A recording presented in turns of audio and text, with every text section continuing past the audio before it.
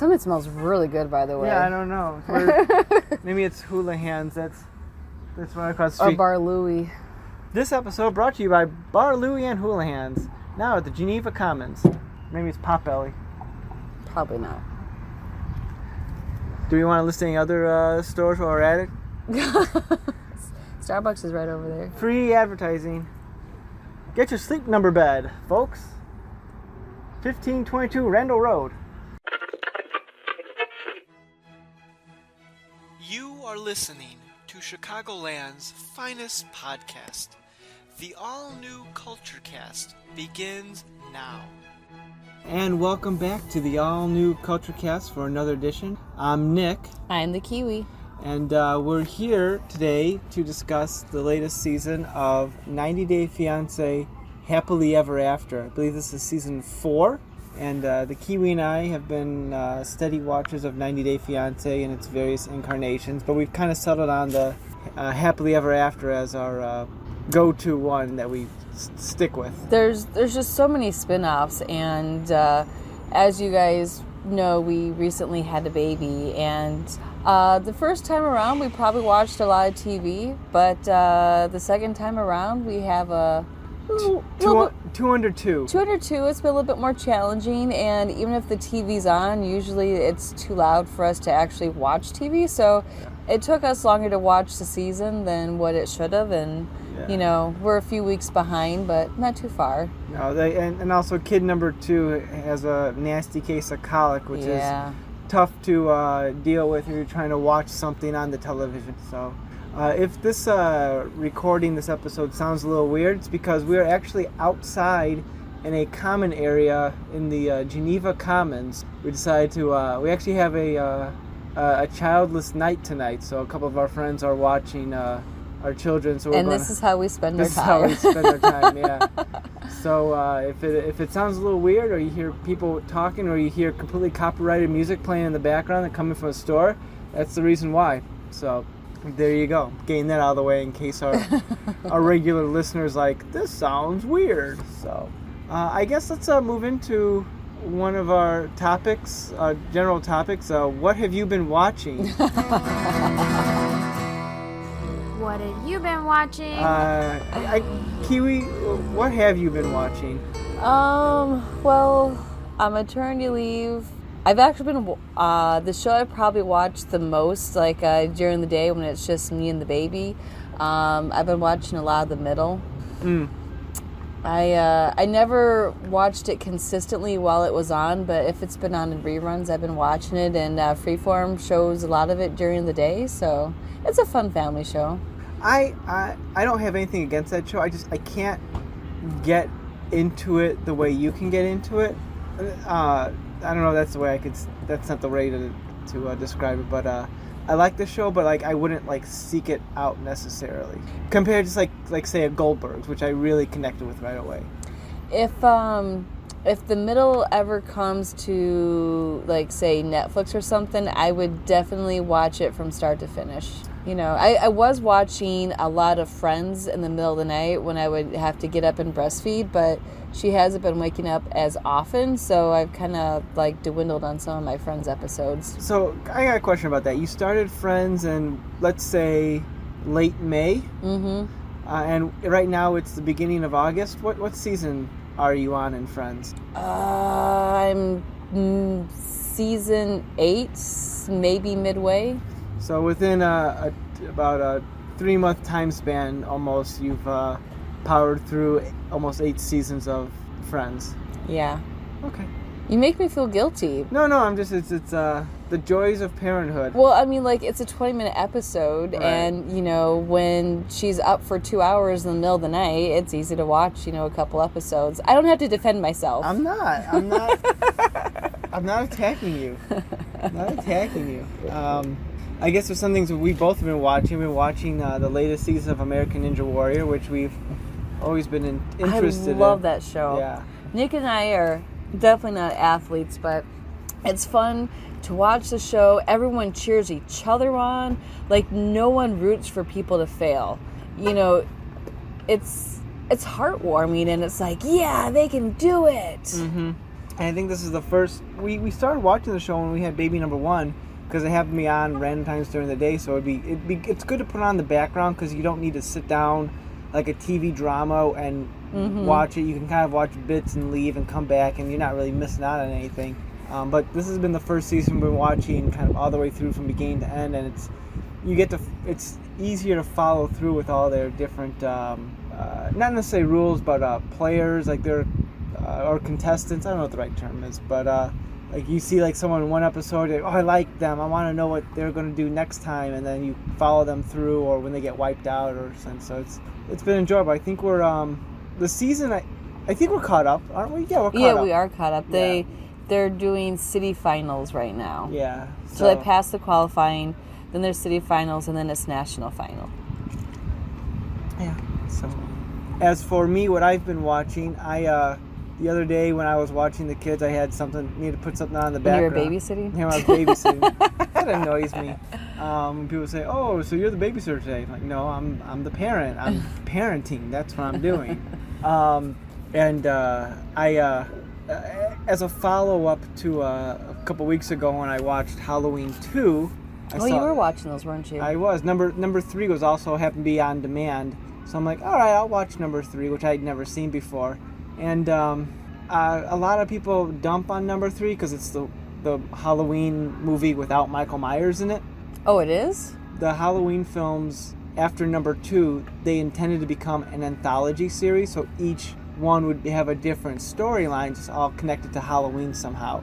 And everyone after number 3 was like, oh, that was all right, but where's Michael Myers? So the 4th one, they brought him back, and he's been with the series ever Okay, this since. is going to be like a really stupid question, but does it always take place on Halloween? Yes. Is it just one day, or is it like... Sometimes it might start a few days before, and it leads up to Halloween. But it always is around the holiday. If they had a Halloween movie that wasn't on Halloween, I think people would be like, well, why do they call this Halloween? But I mean, that makes sense. It's a conceit of the series. Okay. It's like, you think the people and the characters would be like, it's Halloween night, maybe we should make sure like we lock our doors, and let's make sure the cell that Michael Myers is in is extra locked up, because he tends to get out tonight. But anyway, number 3, I liked it. I don't know why people hated it as much as they did. I mean, it's not perfect, it's not great. Who was the bad guy in the movie? It's this weird, so the storyline of this movie, and I like it because it's so weird, is that this novelty mask company, which are selling these masks that have this little chip in it, and then on Halloween night, they say, oh, watch your TVs at this time because you're going to get the big giveaway, and the chips, who everyone's wearing their mask, like melts their brains, like the owner of this company thinks he's going to somehow please like these druid gods that by wiping out so much of humanity or something. It's bizarre, but I kind of liked it because it was so bizarre. It's not perfect, like the romance in the movie makes 0 sense, but I don't know, I didn't think it was as bad. It's a nice little cult little 80s horror film, so I would recommend it. So I guess that kind of sums up our what I've been watching. I mean, I've been watching the same stuff as you pretty much. Yeah, which isn't much. No. I should say, let me back up here. Do you have a man crush of the week? Since Gorehound's been gone, and I'm not sure if he'll ever come back. We've been not doing man crush so much, so I don't know if you have a man crush. Man crush. God, I feel lame. Is it Chris Pine? You were watching a lot of Chris Pine movies there. I think he's been my man crush at least once, maybe twice. I was trying to think of someone different. I'm crushing on you, babe. Aww. That's so sweet. And this is how married people flirt. Yeah. Speaking of Halloween and horror stories, you want to start talking about 90 Day Fiance, Happily Ever After? Oh, yes. So we have some new couples on this edition, some returning quote-unquote favorites, and I think we'll go, last year we went by couple. Yeah, we want to just do that again? Okay. So I feel this year was last year my big complaint about the show, and I shouldn't say complaint because it's what the show is that there's I feel the show traffics in human misery. I feel there was less of that this year, and more just human frustration coming from me, because everyone this season was just frustrating individuals. There's no one you really wanted to root for. No, sadly. Well, let's just start off with Larissa and Coltee. And don't forget Debbie, the mother. So do we need to do a premise of what the show is for people who aren't familiar with it? If you've never watched 90 Day Fiance, I mean, this probably isn't the podcast for you. Although I will tell you to stop this podcast and go watch the TV show, because it is a train wreck and you just gotta watch it. I mean, I hate to say it, like... You've talked about this show before. I remember on the episode you did with Jen a few weeks back on Game of Thrones, you were explaining it to her, and she seemed like utterly intrigued by it. Like, I don't want to say you take pleasure in other people's misery on this show, but it's one of those where no one really has a happy, as Nick was just saying, like a happy story this season. Well, I don't know if I call them happy stories, but in past seasons there's couples you really liked and you wanted to root for them. Alexi and Lauren. Alexi and Lauren from a few years back. They were one you really rooted for. There was another one a couple years back. I can't think of their names, but like his mother was very much white trash, and that described a lot of them. Yeah. Well, the foreign wife wanted to try to help her husband reconnect with the mother, and he tried to, and it just didn't work out. You don't remember that one? Wait, say that one again? So it was a couple years ago. Yeah. They were unhappily ever after? I don't remember which one it was. But the son was distant from his mom, and his new wife was encouraging him to reconnect with her, and he tried, and the wife just insulted the mother just insulted the wife because she was a redneck and white trash and hates foreigners. But I mean, that couple I remember was ones you rooted for. Maybe if I saw them, I remember. Yeah, I mean, there have been so many. Was it Molly last year? There was another one who you wanted her to get rid of the bum. Yeah, you're kind of rooting for her to be succeeding at the end. She was blonde, and she married the guy from Jamaica. Devar? Devar, and... Although I've heard that after... Yeah, and they seem to have a happy ending because the sister was really angry. They played a prank on the sister. That was so great. When Devar got his green card, his wife called the sister and said, Devar left me with, he got his green card and he took all the money, and the sister just started like going off, I never trusted him, blah, blah, blah.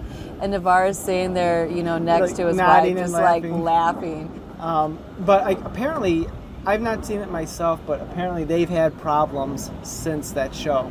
They had a kid together. Right. Was this problems after the kid? I don't know where it fell in, but there was the What's Happening or What Now, or and I saw bits of when they're on it. Apparently, Devar might have a drinking problem that's causing rifts in their marriage. Oh, I did hear something about that. I hope that's not true, because the clip I saw, he looked drunk, smashed. But I mean. Let's get back to our couples. Anyway, the show's addicting. I guess the reason I brought that up was that in the past there's couples you want to root for, and this season had no one you want to root for. With Larissa and Coltee. His name's Colt, but she always called them Coltee. I don't know, accent, language barrier. Maybe an accent, because her new boyfriend had a name. I can't remember what his name was, but she emphasized the last letter in his name too. I remember that. So the season starts out. Did she get arrested before the wedding, or was it arrested right after? Before. So look, this show for domestic opens, violence. Yeah, with Coltee talking about how he had called the cops on Larissa. The first time he had called the cops on her, she got out of hand, and Coltee actually paid for her lawyer, and he didn't testify, and she got off scot-free the first time. And Larissa and Coltee are living with Colt's mom, Deb. And we're not sure, at least from the implication of the show, we're not sure if they're living with Deb or Deb's living with him. Like, that's a little vague. I have a feeling they were living with her. Because she was very much like, this is how we're going to decorate, don't touch my stuff. That's true. Like if it was Colt's place, I feel like she wouldn't have as much of a say, unless, Colt just does whatever his mother says. Which is very possible. So they never really have any, like, happy moments. Well, there's some fleeting happy moments. Very. Like, because when the case got dismissed, they were like, all right, let's start over. They went to, like, the casino and had, like, a date night out.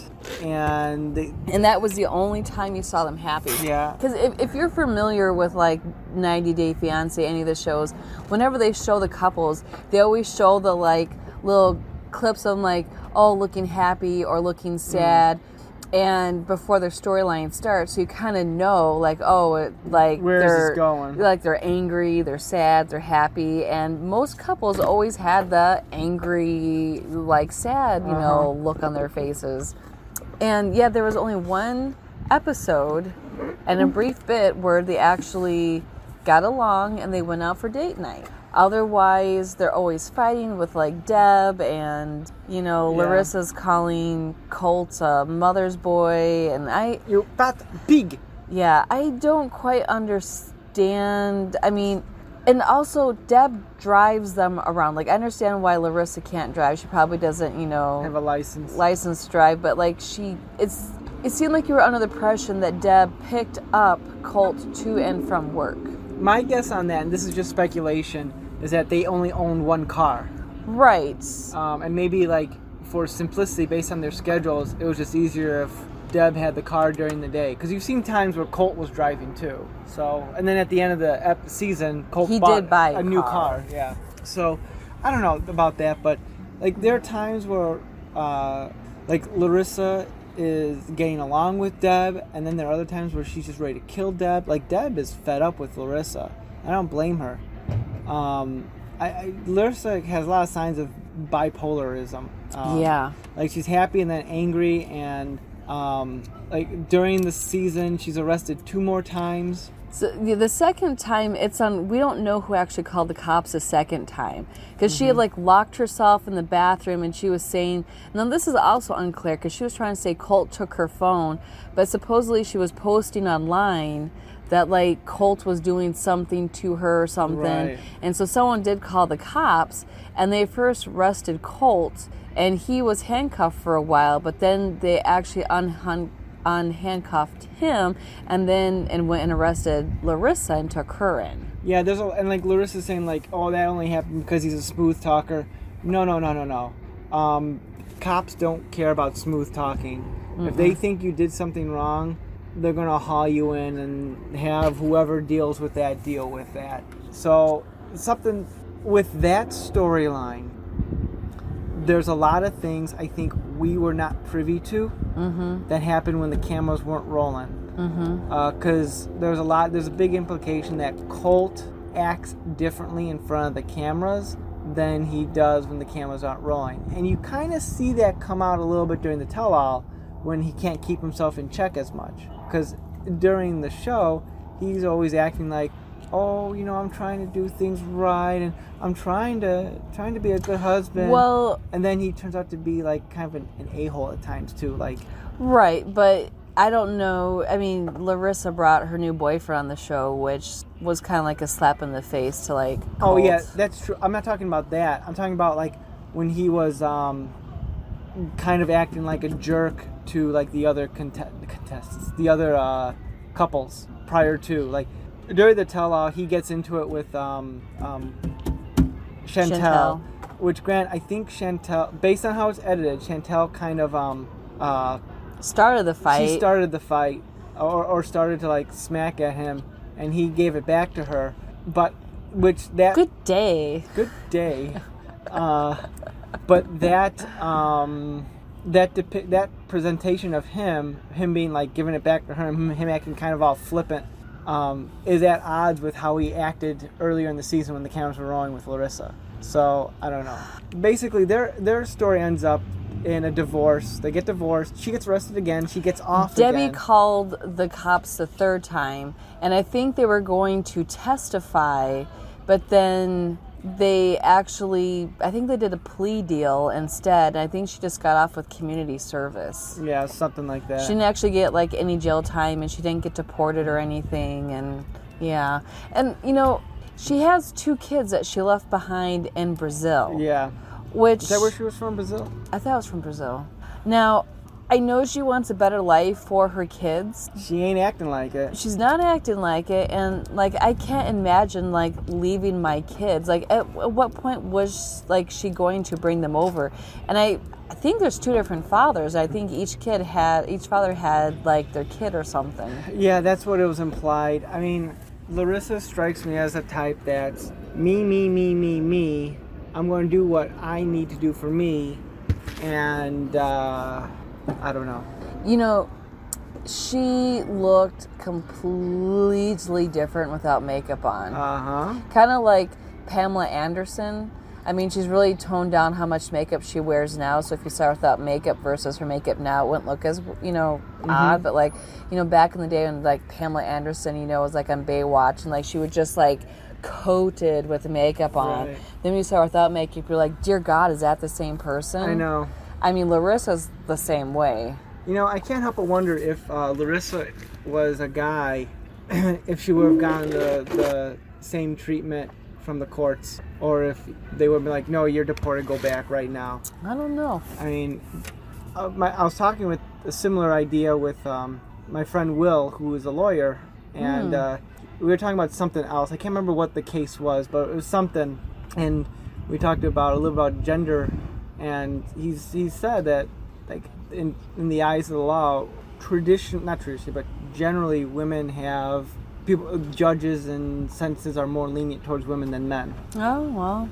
So I part of me wonders if that's the reason, because whereas Larissa is, freewheeling with her possibly gay new boyfriend, which I say that because I guess there's a theory online that he's just there to be on the show and he's not the straight arrow as he tries to. I think a lot of people are just there to be on the show. Oh yeah.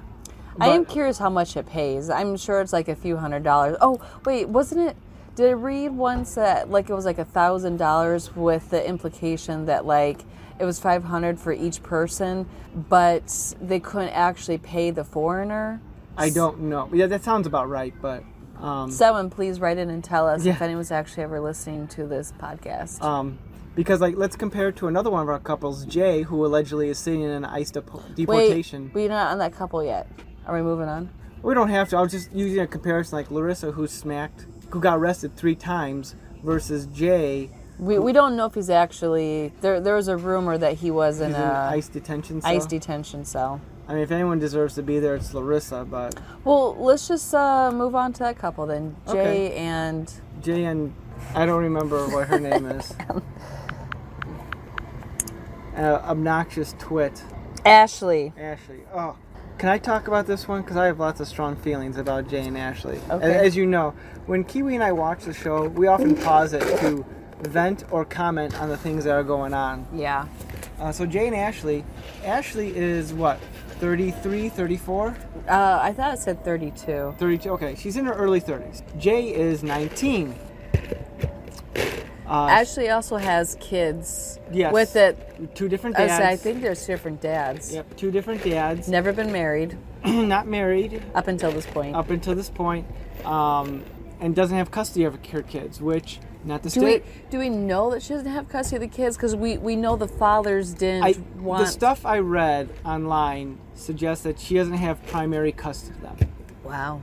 That's unusual for a mother. I could be wrong. Exactly. Which... That's kind of telling if it's true. Well, the kids were on the show because neither father gave permission for the kids to be on the show. Yes. But I'm still... I mean, again, this is hearsay? Actually, well, I don't know if that's the right term, but this is other stuff I've read beyond watching the show when looking up these folks. Because Ashley puts herself as puts her job as being a reality TV star on like her Twitter or Instagram or something. Like, okay, I can guarantee you she ain't coming back to 90 Day Fiance. So what's her reality show she's going to do now? TLC ain't giving her own show, even though it probably would be a hot mess. But anyway, Ashley's in her early 30s. Jay was in his 19. They were been dating a few years, which if you do the math is really gross. I didn't think they were dating that long. Like, I thought it was like 18 when they met. Might be. I think it was more like 17 when they met. Like, cause she mentioned something like we've been together for like 2.5 years, and like people were doing the math, and it's like, oh, that's gross. Really? I'm pretty sure. Is there statutory rape laws in Jamaica? Probably not. If they did, like, they don't follow them. Well, he was from Jamaica, right? Yeah. Well, I guess it doesn't make a difference at the end of the day. Regardless, it's because he's still 19 and she's 12 years older. It's gross. 13. So they get married, and I guess this must have happened in the previous show, but he cheated on her days after the wedding. Yeah. He says that he was just texting because he had nothing else to do and wanted to meet people, although there's a strong hint that he was hooking up. We don't know about that for sure. Didn't it come out that it was Tinder or it was Tinder? Yeah, it was some dating app that he was. Didn't he say he was trying to like look for friends or something? And that's what he says. You don't go on dating app looking for friends. No, you don't. No. And then later on, it's revealed that he did cheat on her in a barbershop that he was doing some part-time work for. I don't know if he was working for them or he just liked hanging out at the barbershop. I think he was doing tattoo stuff. Like he was tattooing people in the back of the barbershop. Was he doing tattoos? That's what they suggested that a few times. Okay. I don't know how legal that is. Yeah. But anyway, that's what they said. And apparently he hooked up with someone at the barbershop, and the barbershop owners got upset. Eventually they tell Ashley about it, and she wigs out, understandably. But then they get back together when she gets sick, and then apparently he cheated on her again. And I'm not defending Jay and his actions. He's a dumb kid. He should have known better. And I will say this for Jay. He does, for the most part, take ownership of his errors. But who I really hate in all this is Ashley. Yeah, you're also forgetting that, one of the reasons why you don't like Ashley is she was holding the green card over his head from the moment they got married, basically. Yeah. And so I think that... what's what I'm looking for? It definitely doesn't put her in a good spot. I mean, no, she should have it was in limbo. You know, he didn't know if he was gonna stay, and she should have I'm sorry, but if we just got married and I found out you were on dating apps, just get the annulment and send him back to Jamaica. Yeah. You know. But she was going out and he was at home and he was getting more annoyed with her. Yeah, I mean she was not going on a not date with her ex-boyfriend, who she was trying to make sure you look good tonight. She went on a party weekend with her girlfriends to New York, and Jay didn't know anything about where she was at. I know she did a lot of the stuff to quote unquote get back at Jay. She semi-apologized for it on the tell-all, and she's like, yeah, I didn't handle that so well, but... I think it was a lipstick apology. Yeah. But I was annoyed about that. Learning about her personal antics, which was not covered on the show, which was unfortunate. But some of her personal antics, such as this was covered on the show, where the minute she was mad at Jay because he cheated on her and she wanted him to leave, the minute he walked out of the house, she immediately calls the cops on him, and purpose says, and he's an illegal alien. It's one, you're not wrong, but two, that's on you. Yeah. 3, he left without issue. I mean, she smacked him and he kind of pushed her away, but he left. He didn't know where he was going. He was talking to the cameraman, and she immediately calls the cops on him, and the cops come and they don't arrest him because he was compliant and was like... Yeah, I think they just asked him to leave or something. Which he was already doing. Yeah. I mean, that was uncalled for. I mean, she did it in a moment of anger, but still. She had, when she got sick, she had a GoFundMe page. Yes, they don't talk about this on the show, but this happened in real life.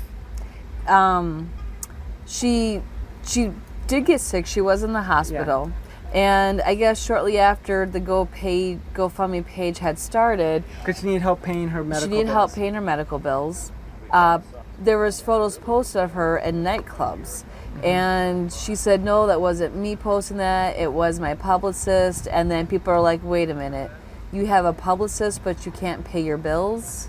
And then the GoFundMe thing just magically disappeared. Mm-hmm.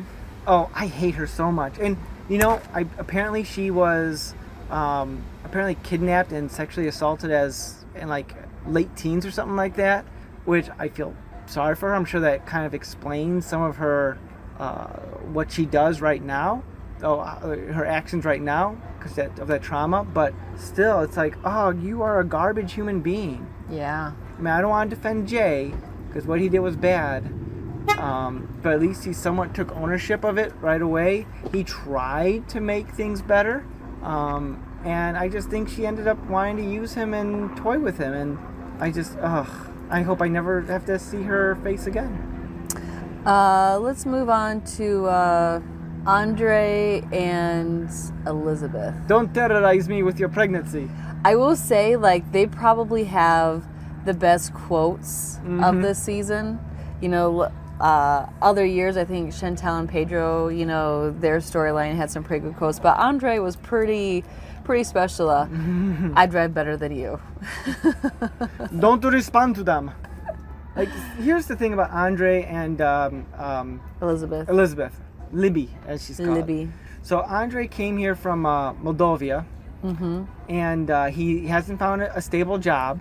Libby's father, who they were weary of Andre, the whole family was weary of Andre, but Libby's father has done a lot of things to help them out, and Andre is just so damn proud that he doesn't want their help. No, and the father has helped them out a lot. And more than I realized, like, because he bought them like a truck or something. Not just a truck, it was a semi. He either bought the semi or he put down a down payment on it. He did something, and Andre kept saying he wanted to be a truck driver because he did all this research. So the father helped him buy a semi, and then he didn't want to drive semi anymore. Because he went to, well, according to the show, he went to one place and they said, well, we could just do you part-time occasionally. And Andre's like, well, can I look for work elsewhere? And like, oh, if you do that or you turn down, then we won't hire you again. See, that doesn't make sense to me, though. There's something weird about that. Because if you're on call, that's the whole point of being on call. Like, you can't sit around like, oh, okay, I'm not going to work for a few weeks. Okay, now you want me, but I can't find other work in the meantime. Yeah, there's something weird with that. Either they edited stuff out just to shorten the conversation, or something's fishy with that company. No, what she implied was, the person interviewing implied was, if we call you to work and you tell us no, then you're off our roster. Mm-hmm. Which, that doesn't make sense for on-call. No. Anyway, also, they were living in the apartment or house that the father... The father's in real estate. He's in real estate, so he has all these rental properties. And so, to save money, Andre and Libby were... The deal was they were supposed to live in the house and fix it up while they lived there, right. Which I don't really think any fixing up got done. No. And Andre got tired of the father being in their lives, so he's like, well, we're going to move to our own apartment, which they had to go and ask her dad. Libby did. And without Andre knowing it. But eventually she did tell Andre, hey, I had to get the money from my father. So it's like, okay, and now things are edited, obviously, but it seems like the father just wants to make sure his daughter is being taken care of. Mm-hmm. And I don't think the father is necessarily out of line with what he said. No, I mean, I don't know where Andre's getting these thoughts in his head. Like, he wants to help them, and he's expressing his concerns. Like, well, how are you going to do this? I think he's trying to be a father figure in some ways to Andre, to make sure that they get their lives up and set, because she was pregnant and they're about to have a baby. Shocking, you need money when having a baby. And Libby worked for her dad. I don't know how well she did, but like Andre right now is being a bump on the log. Like he wants to go in, I'm going to be a handyman. I put ads on the Google or so. I don't remember what he said exactly, but if he's going to put like ads, then he's going to make a career off of that. Which I'm no handyman, but what I do know is like you just put your name out there with no references and no experience. People will hire him because he's been on the show. Maybe, but you know, this is also one storyline that we didn't see from the beginning. We also didn't see Larissa and Colt from the beginning either. That's true, but or Jay and Ashley. That's true, but the interesting thing about these, I feel that so these storylines begin on the 90 Day Fiance original recipe, however you want to call it, and then they spin off into the subsequent ones. And usually when the new one, if they are in the spin-off, TLC will give a recap, like before the show begins, like the story so far, or you get caught up pretty quickly with what they're but yeah, with Andre and like he has no concept of like how money works. I feel like then when Andre's dad was going to be coming over to the U.S., there was some weird flight delay, and Andre, understandably, was concerned because his dad didn't speak English, would get all mixed up with that, so he wanted to go out, fly out, meet his dad, and fly back with him. And Libby was like, yeah, that's fine, we can do that, but we don't have the money because it can cost $600 or something. I thought it was more than that. Was it $900? Somewhere between $6 and $9, I guess. Maybe. Well, it was... regardless, it was money that they just did not have to spend right now. She's, about to give birth. That's why the father's going out there. Yeah. We have 2 kids, so we know how much kids cost. Yeah, and it's a lot. Don't do it. It's like, it's just $600, or however much it was. He was like, and he's like, well, let me ask my dad. I'm sure he'd be happy. Like, no, we don't need his money. And and Libby was like, yeah, I mean, this is it's good, we want to do this, so you should do this, but I don't know how we could swing this. And Andre was just like, I don't care, I'm doing it. When the father got there, he was probably like the sweetest person on the whole season. Yeah. We have no idea where Andre got his attitude from. Maybe his mom, I don't know, I'm not trying to throw his mom underneath the bus, or maybe he's just like, the mailman's son or something, but... Andre's father was the sweetest man, who even was telling Libby's parents, yeah, he's a hothead, you know. So listen, you gotta make issues with the family work out. And I think like the implication I got from Libby's family was that they weren't sure what to expect with Andre's father. They at least rolled out the red carpet, though. They did. Libby's family has money. There's no doubt about that. And all 3 of the daughters, I feel, are entitled. Oh, they're so entitled. Which, I don't know how most families work, but when I gave birth, when I was actually pushing, it was just Nick and I and the nurse in the room, and Libby's mom was upset that the plan was to not have her at all in the delivery room. The sisters were upset. And the sisters were upset that they also couldn't be in there. And, anyone who's had kids, it's a private thing. It's not a party jamboree. There's things you can't unsee because, you've said that... I caught glimpses and I've been scarred for life. As soon as the kid's born, sure, people can come in, but it's not... To me, it's not a whole family affair, I could. My mom wasn't like wanting to be in there, while I was pushing, I could understand maybe wanting mom in there while you're pushing. Even though we did not have that, and if I was a woman, I don't think I'd want my mom in there necessarily. I had people visiting me while I was getting to pushing, But I guess points like I could understand. If you wanted your mom in there while you pushed, I could understand it. It's your mom. You want her in there.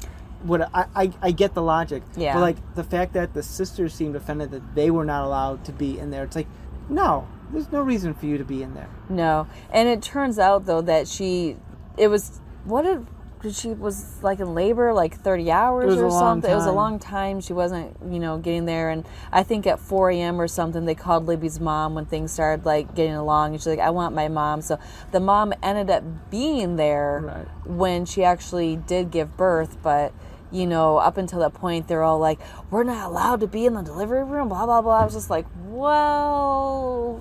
No, there's one sister. I don't know if one sister's married and one's not, I think, or have a kid. I don't know.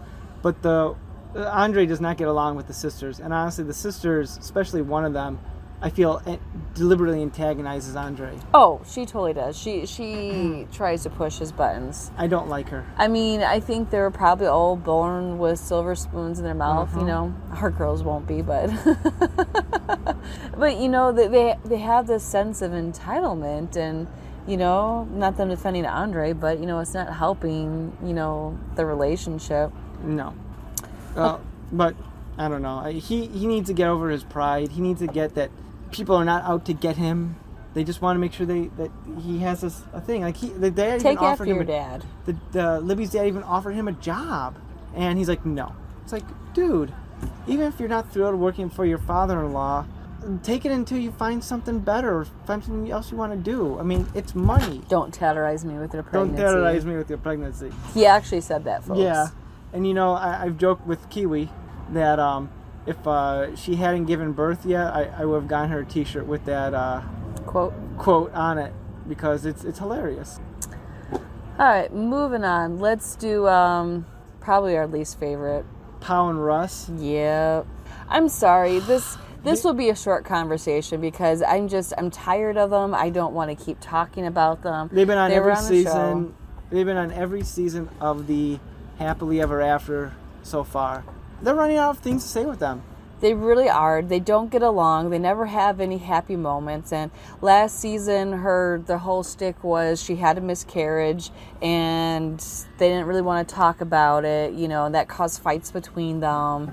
And now this season, she's pregnant, and they have a baby, and guess what? It still didn't fix their marriage. I wonder if, here's just my theory on that. I think the only reason they were able to come back on the show was because, we're pregnant. I'm like, okay, we'll follow that.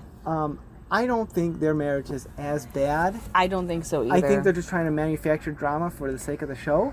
And what annoys me specifically with Pao is that, during this past season, they go back to Oklahoma to Russ's family because Russ's family wanted to throw her a baby shower. Mm-hmm. She's super disrespectful for her in-laws, which apparently there's some bad blood in there originally, which I don't know if they've gotten over it on the in-laws side or not. I don't know. But I feel like she was super rude during the baby shower because she arrived like an hour late. People had left. And she had to get her nails done. And she's like, well, I didn't know people were going to leave early or something like that. No, and it's like, she's been here in the U.S. for 5-6 years at this point. You know how things run. Don't give me that. Russ apparently has been having a job where he's has to travel a lot. He had an offer for a permanent job in Oklahoma, but Pao hates Oklahoma for some reason. It's not Miami. Yeah. And so he was forced to turn down that job. She gives birth at a stupid home birthing thing. Like, even Pao's mother, who came out, was like, oh, go to the hospital. What are you doing with this? Pao tries to poison her mother's opinion of Russ's mom, even though Pao's mom and Russ's mom seem to get along just fine. I think Pao's mom was ready to well, I will put her in her place, but I think when she actually got there and showed up, you know. Yeah, they seemed Pao's mom was not Russ's mom was not disrespectful at all or anything. She was even saying her son needs to I don't want to say man up, but they both need to work on the relationship for their kid. Right. And Pao becomes overprotective mother. That was too overprotective. She apparently didn't want her own mother holding the baby, let alone Russ's mom. And she Russ was holding the baby, and she didn't one way that she was holding him, and so she started yelling at him about the way she was holding him. And she starts complaining to Russ about you're never home, you're always gone. And it's hello, Pao.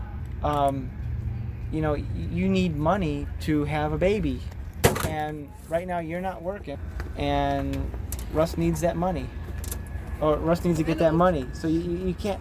It's a storyline that just needs to stop, and at the end of the tell-all, when they're off camera, and I'm doing that in quotes so you can't actually see me. Yeah.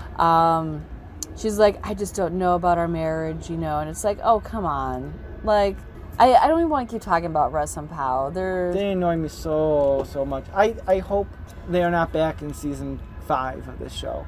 I hope not either. So let's move on. Do you want to talk about Asin and Nicole? I want to save them for last. You want to save them for okay, so we have Chantel and Pedro. So we got Chantel and Pedro. Probably are they our favorite couple? I feel like they become fan favorites because now they have their own spin-off show. They're definitely like, okay, here's a difference. Like the Russ and Powell, like if they weren't on the show, I wouldn't care because I don't like them. And it's with Chantel and Pedro, I don't like them, but I love to not like them because they're just so crazy. Right. I do feel their storyline is starting to spin some wheels because their main problem are the problems that each one has with their respective in-laws. Mm-hmm. Chantel's family does not like Pedro, and Pedro's family does not like Chantel. And the problems that they're causing, like Pedro will defend his family to the teeth, and Chantel will do the same. And neither one is realizing that they're doing the exact same thing. Maybe Pedro tries pointing it out, but Chantel is like right over her mind. Or right over her head, rather. The whole storyline is, they're fighting about their families in the beginning, and Pedro's like, well, I need to go to the Dominican to talk about, get away from... The drama. He wants to be with his family, and he'll return, ? Yeah, he didn't buy a return ticket, so he goes there, and his sister brings some of her friends, and Pedro has a few drinks, and he takes off his wedding ring. Well, they take it off of him. He could have stopped it. They take it off him, and then he's dirty dancing with some of, her friends and everything, and then after, I don't know, a few days, a week, whatever, Chantel's like, I need to go save my marriage. And so she flies out to the Dominican, which then Pedro gets, upset. Like, why are you here? And the mother threatens Chantel's family. It's like, if I was there when that fight happened, I would beat up the mother. I'd beat up your brother. I'd beat up your father. Like, okay, yeah, sure. Given the crazy that is the Chantel family, you'd barely get a half swing before, Sparky comes out. Chantel's mother has a shocker now, or not what do they call it? A stun gun? No, it wasn't a stun gun, but what do they call those? Taser. Taser, yes, that she calls like Shocky. Here's the thing about the Chantel thing. I'm beginning more and more to think that is becoming more and more staged as time goes on. I don't know. Well, because here's the thing. They're definitely crazy, and yes. Well, like here's the thing. Chantel's friend who lives in the Dominican Republic. They're going to harvest the American dollar. Chantel's family who lives in the Dominican Republic. Oh, I'm sorry. Chantel's friend who lives in the Dominican Republic says to her over Skype, like, hey, I got some stuff about Pedro that I need to tell you about, but I can't do it over the phone. You have to come here. Why can't he do it over the phone? Because the stuff he has to tell her about is just a personal theory of his, not confirmed fact that Pedro is being used by his mother and sister to marry an American girl. And sorry, there's a car honking in the parking lot that's totally distracting me at the moment. And then he was going to send back money.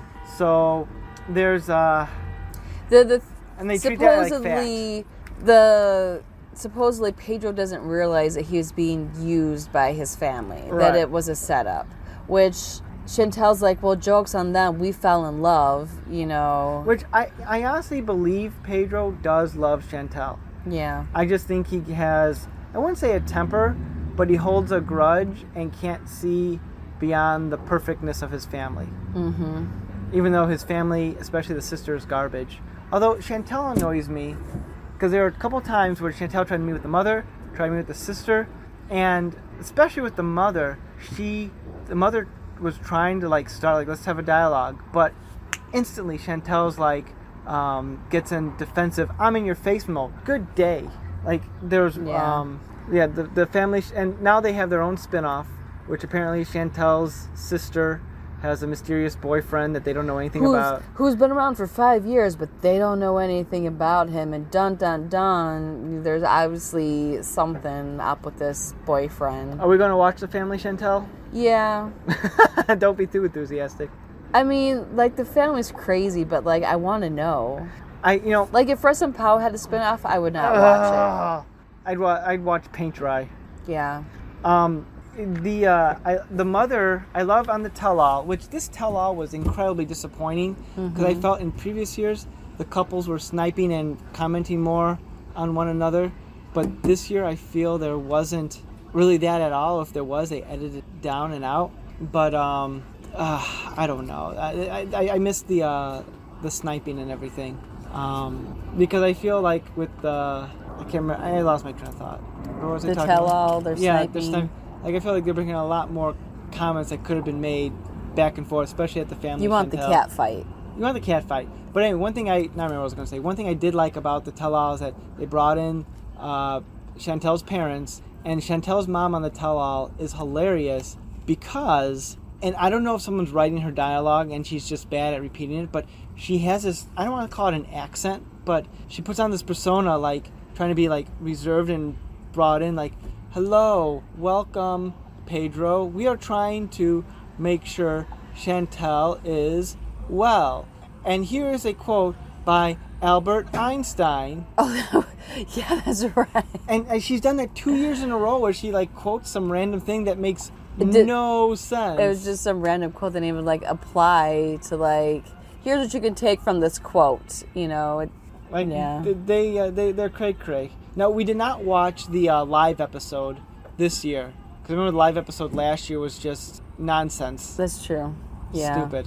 We have a colicky baby, so we had to pick and choose, and we decided just to skip that I was so disappointed by last year's live episode because nothing was added to it. It was just like, hey, this is what these people think. Like,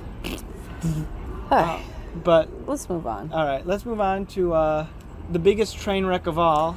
And I feel like your emotions, like, run all over the place with Nicole, Nicole and Asin. And here's the thing, like, I think Nicole truly believes that Asin is in love with her, and maybe she does realize it. Maybe she's just in severe, deep denial. Oh, yeah. They're supposed to go to Grenada, They had a trip planned to Grenada. She bought his ticket. And he had to cancel the night before. She was finishing packing when it got canceled. Yeah. And the producers were talking with her, like, in an interview when Asin had contacted her and said, there's a family emergency. She won't tell us what the family emergency is because she says it's private, which I get that family emergencies are private, but it's just all too suspicious given their back history that there was no family emergency. And then about a month later, she planned a trip to Morocco to meet with him again? I think to actually move there. I don't know if it was moving or... Because she wanted to get May in school. Yeah. Because May was not supposed to go to school in the U.S. She was going to go to school in Morocco. You might be right. I don't remember the specifics. But regardless, she was going to be going over there. Mm-hmm. And my favorite part of this season was she's like, I'm going to go to Morocco and then we're finally going to get married. And then it shows this lovely montage of sweet moments between her and Asin and with this lovely music. And then after the montage ends, it fades out to their generic red screen where they put, like, captions on. And up comes the caption. The trip got canceled. The trip got canceled. She never went to Morocco or something like that. It's like, that's hilarious to me because it defines their relationship. It does. I feel, we said this before, but I feel bad for May, the daughter. Yeah. Because she's known this guy as her quote-unquote father figure who she calls him daddy. Yeah. That's... let's talk about some other aspects of Asin and Nicole? Nicole. I was going to say Danielle. Ooh. Danielle's from previously. You're going to jail, Mohammed. I'm going to deport you. You're going to get deported.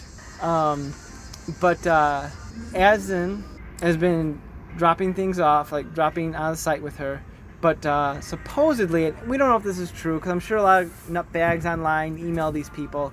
Someone claiming to know Asin emailed Nicole's father-in-law and saying, like, hey... Stepdad. Oh, yeah, stepdad. Said, hey, I know Asin. He has no intention to marrying Nicole. he was wondering if all Americans are this stupid. And Nicole won't hear of it. Apparently, she implied, like, at the tell-all that that's not the first email that's come up like that. Right. On this show, they didn't mention that. Right. So now I see Nicole's side a little bit more, where she's kind of like, well, why is this one real? We've had all these other emails before. Right. And given the people that watch this show and probably have same feelings like us, but are a little more garbage people, I could see them finding the contact information for these people and saying, like, hey, you need to know this information. Maybe they're trying to do it out of a perverse sense of save Nicole this trouble for dealing with this guy. You know, Nicole told her mom this season that there was no store. Yes, I was just about to bring that up. But then during the tell-all, the store suddenly came back and they're buying products for the store now. Like, I had to find the property. We had the property, you know? Like, you know, we had to get the property. They weren't on the show very much because I think the idea was, one, they were going to have the Grenada trip. That got canceled, and then she was supposed to go to Morocco, and then that got canceled. So there was several episodes where Nicole wasn't even in it. Yeah, they definitely, her story was shortened because there wasn't much to talk about other than the cycling through. Like, she is so adamant that they're going to get married and live happily ever after, and no, they're not. And given the faults of Russ and Pau, but you mentioned this when we were watching the tell-all, Russ was talking to Nicole, and he seemed genuinely concerned for her. Yeah, he's like, Nicole, I really like you. Please be careful. You know, I think he said, like, she's using you or he's using you or something, you know, along those lines. I like the thing I like what Russ says, like, he said it diplomatically and, like, not like, you're being used, you stupid. It's kind of like, I know you love him, I know you think you're going to get together, but like he said, he's very concerned, so please be careful. And it was extraordinarily genuine. And it's like you could see almost like the heartbreak in his eyes, because he's known her for the past couple of years because they've been on the show together. And I think both of them have been on every season. I don't think Nicole was on the first season of She wasn't? Happily Ever After. I think she was. Well, we can look that up later. But regardless, they know each other. They've known each other for a while, and I think he's like genuinely like the problems that he and Pau might have don't pale in comparison to what Nicole is going through. I have one other comment. I want to go back briefly to Ashley and Jay. Ooh, okay. During the tell-all, well, we've noticed that it must be a contract requirement that everyone in the tell-all has to storm off at some point. Oh my God, yes. But the one thing that fascinates me is during the tell-all, Jay started bringing up stuff that Ashley was texting and meeting up with old boyfriends and potentially even getting together with the barbershop people that ratted him out for his cheating. Now, whether that's true or not, we don't know. Jay could just be saying stuff because he's angry. But instead of Ashley defending herself, she said, well, that's not true, and then basically stormed out and left and never came back. Yeah, she got in a vehicle and left. It wasn't even like everyone else at one point had stormed off the set. Every single couple, at least one, if not both, at one point stormed off the set, but they all came back. Ashley stormed off and just got in her van and left. Which leads me to believe that Jay was telling the truth. That there's some truth in it. Yeah. And she didn't want to face that. And I don't know. She could just be missensitive and irritating and definitely has a sense of entitlement. But I don't know. It doesn't help her case that she's Miss Victim in all of this. No. Okay, I think we're good. Yeah, that covers it. This season of 90 Day was much more frustrating than last season because I feel a lot of it was wheel spinning, and these people are just idiots. A lot of the same storylines. Yeah. I hope Russ and Pau will not be back for a follow-up season. Yeah. But I will say, like, at the end of last season, I was just angry. At the end of this season, I'm just, like, depressed and sad. Yeah. Like, last season, Kiwi, I have to say, I don't know if I think I mentioned this to you before, but like when we were done watching an episode, I was so angry that how bad their marriages were that somehow I somehow was angry with you. And I'm like, why am I angry with you? I'm just so like worked up to the show that my feelings are indirectly, weirdly being attached to you on that because we're married and I think our marriage is pretty, we don't have any major issues, I don't think. You might think differently. But at least nothing compared to the morons on this show. But it's like, there's a psychological term, transference. I was transferring my frustrations. Like if I was in those relationships, I'm just getting angry. I didn't do anything. It's just that transference there. But this, I didn't feel it this season. Okay. All right. Well, I guess that'll do it for 90 Day Fiance. I think they have the episodes up on TLC Go app or whoever, so you should check it out if you want. I haven't seen this myself, but I've been told that a better version of this show is Pillow Talk. Pillow Talk, where they have Pillow. They have this thing called Pillow Talk, where previous people who are on the show are watching the current 90 Day Fiance. I don't know which version they watch, maybe all of them, and they're giving their commentary. So you just see like the highlights. Some people say it's better because you get the highlights and then the added humor of the commentary. So I don't know. So there's that. Any final thoughts? Watch the show. Clearly we're selling it, given how much we're complaining about these people, but it's addictive. It's a train wreck that you want to watch outside of Russ and Pow. Yeah.